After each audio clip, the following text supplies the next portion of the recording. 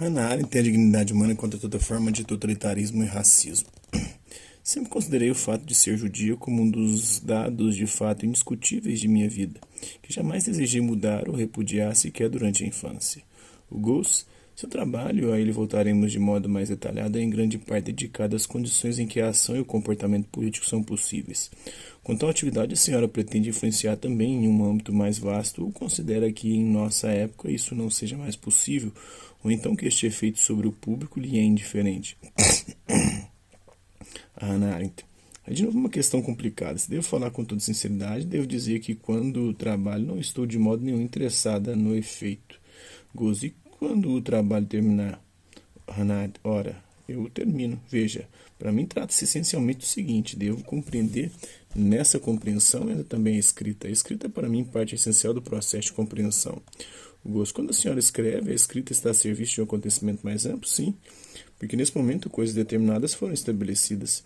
Suponhamos possuir memória tão boa que se consiga reter tudo aquilo que se pensa. Eu duvido muito, conhecendo minha preguiça, de ter conseguido anotar alguma coisa.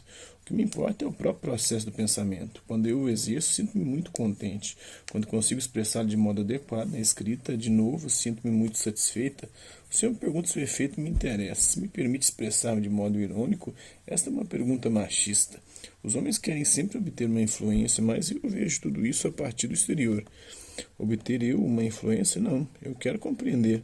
E quando outros compreendem no mesmo sentido que eu compreendi, então experimento uma satisfação comparável à que se experimenta quando nos sentimos em casa. Heimat Gefühl. Consegue escrever facilmente, exprimir aquilo que pensa? Algumas vezes sim, outras não, mas em geral posso dizer que jamais escrevo sem antes ter, por assim dizer, ponderado aquilo que devo escrever. Ou seja, depois de ter refletido preliminarmente, sim, sei exatamente aquilo que quero escrever. Antes dessa fase não escrevo, eu trabalho, mas às vezes um só texto. Então a redação é relativamente rápida, porque depende apenas da velocidade com que bato a máquina. A senhora trabalha principalmente com teoria política, com a ação e o comportamento político. Dito isso, parece-me particularmente interessante o que a senhora diz em um diálogo com o professor israelita Skolem.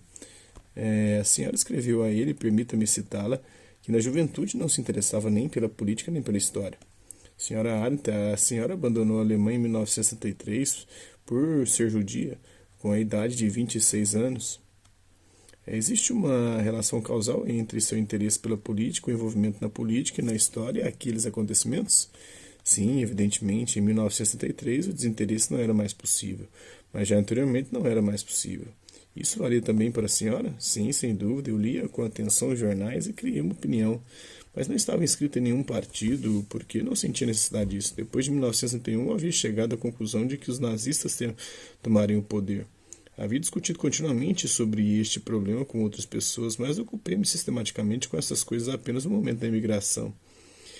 Tem uma pergunta a respeito do que a senhora acaba de dizer. Partindo de sua convicção sucessiva a 1961 que os nazistas conquistariam o poder, a senhora não tentou opor-se ativamente, aderindo, por exemplo, a um partido, ou pensava que isso não teria nenhum sentido? Pessoalmente, eu considerava que não tivesse sentido. Caso contrário, mas isso é difícil de dizer com um discernimento posterior. Teria feito alguma coisa, mas parecia-me que a situação fosse desesperada. Acaso se lembra se um evento particular coincidiu com o seu empenho político? Poderia recordar o dia 27 de fevereiro de 1973, o dia do incêndio do Reichstag, e as prisões ilegais que ocorreram na mesma noite. Denominavam-se prisões preventivas. Veja, as pessoas acabavam nas celas da Gestapo ou nos campos de concentração. Aquilo que então começava era terrível e hoje é frequentemente ocultado por eventos sucessivos. Para mim foi um choque imediato e a partir daquele momento me senti envolvida. Isso significa que me tornei consciente que não era mais possível limitar-se a ser espectadores. Procurei tornar-me útil de diversos modos, mas aquilo que imediatamente me convenceu a abandonar a Alemanha, caso deva falar disso, jamais o contei, porque doravante não tem nenhuma importância. Conte, por favor. Eu tinha de todo modo a intenção de emigrar. Imediatamente percebi que os judeus não poderiam permanecer. Eu não tinha intenção de circular na Alemanha, por assim dizer, como cidadã de segunda classe ou de qualquer outro modo. Além disso, considerava que as coisas se tornariam sempre piores, todavia não me retirei de modo totalmente pacífico. E devo dizer que isso me causou certa satisfação. Fui preso, tive de abandonar legalmente o país, logo que lhe contarei isso, né? E disso tirei certa satisfação.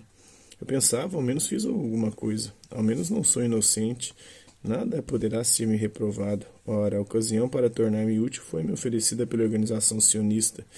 Eu estava em estreitas relações de amizade com alguns dos dirigentes, e o primeiro de todos era o então presidente Kurt Blumenfeld. Mas eu não era sionista e ninguém procurou tornar-me sionista. Eu sempre, em certo sentido, fora influenciada pelo sionismo, particularmente no que se refere à crítica, ou melhor, à autocrítica que os sionistas haviam suscitado no povo judeu.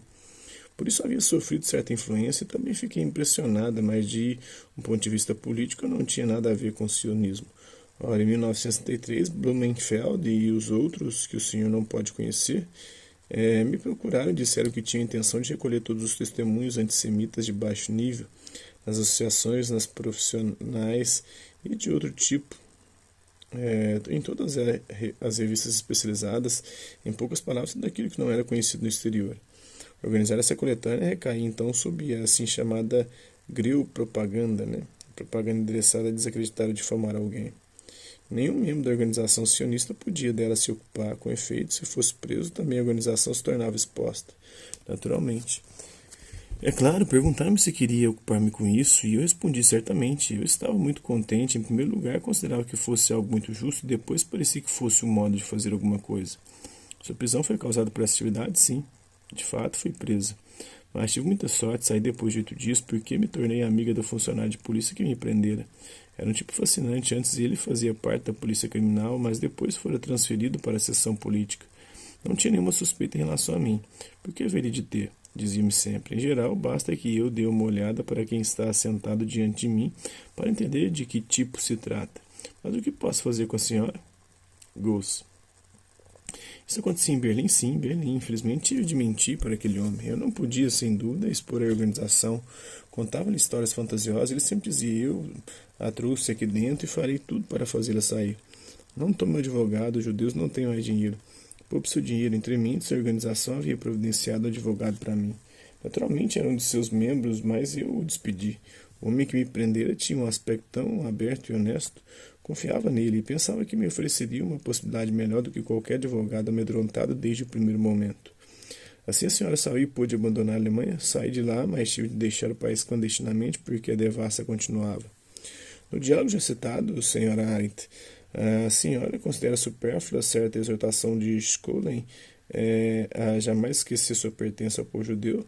A senhora escreve, citou ainda, sempre considerei o fato de ser judia como um dos dados de fato indiscutíveis de minha vida, que jamais desejei mudar ou repudiar, sequer durante a infância.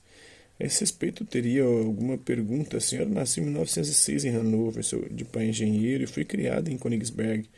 Poderia explicar-me, com base em suas lembranças, o que significava para uma criança na Alemanha daquele tempo, na época que precede a Primeira Guerra Mundial, pertencer a uma família judia?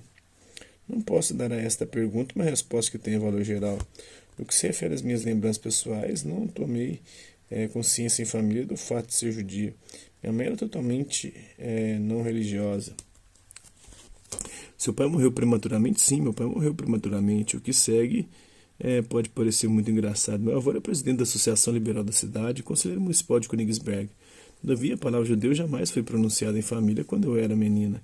Eu a conheci pela primeira vez por causa das observações antissemitas. Não vale a pena citá-las das crianças na rua. A partir daquele momento eu fui, por assim dizer, iluminada. Foi um choque para a senhora? Não. A partir daquele momento sentiu que se encontrava em uma situação particular? Considero objetivamente que isso fosse acompanhado pelo fato de ser judia. Como criança, embora não necessariamente pequena, eu sabia, por exemplo, que tinha um ar judaico, ou seja, que eu parecia diferente dos outros. Estava muito consciente disso, mas não no sentido de que me sentisse inferior. Era mais um dado de fato. Além disso, minha mãe, ou melhor, as pessoas da minha família eram um pouco diferentes, como em geral acontece. Havia características tão particulares em minha família que para uma criança era muito difícil compreender. Então, onde estavam as diferenças? Gostaria que a senhora me contasse quais seriam as características de sua família. A senhora disse que sua mãe nunca sentiu necessidade de esclarecer, enquanto a senhora não teve a experiência disso na rua, o que significava ser judeus. Talvez sua mãe tivesse perdido a consciência do judaísmo, que ao contrário, a senhora reivindica no diálogo com Scholem. Não desempenhava mais nenhum papel para sua mãe? Pode-se falar de uma assimilação bem-sucedida, ou então sua mãe tinha a ilusão de ser assimilada? Minha mãe não tinha muita disposição para a teoria. Não creio que tivesse ideias particulares a respeito. Ela vinha do movimento social-democrata, do círculo do Socialistischen Monatschaft. Meu pai também, mas principalmente minha mãe. Mas a questão do judaísmo jamais teve um papel para ela. Era evidentemente judia e jamais teria me batizado. Imagino que me teria dado uns tapas se tivesse sabido que eu abandonara o judaísmo. Mas isso, por assim dizer, jamais esteve em discussão e, portanto, o problema nunca foi proposto. Sem dúvida, o problema enquanto tal assumira na década de 1920, durante minha juventude, uma importância maior para mim do que para minha mãe. Quando me tornei adulto, o problema se tornou para minha mãe muito mais importante do que antes. Mas isso se respeita às circunstâncias externas.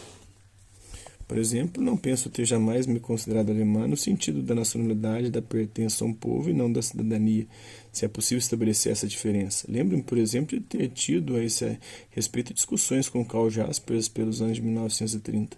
Ele dizia naturalmente que você é alemã e eu, de modo nenhum, e isso se vê. Mas isso não teve nenhuma importância para mim. Jamais me senti em condição de inferioridade, não era exatamente o caso. Permiti-me voltar à peculiaridade do meu ambiente familiar. Veja, todas as crianças judias tiveram a ver com o antissemitismo. Envenenou a alma de tantas crianças.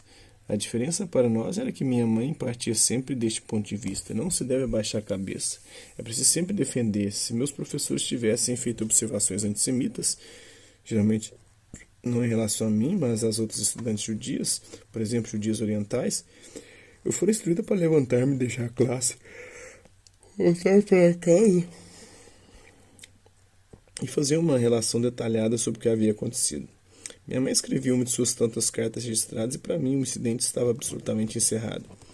E eu tinha um dia de férias a mais e isso era muito gostoso, mas se as observações eram feitas por outras crianças, eu não devia contar nada em casa. Não valia a pena.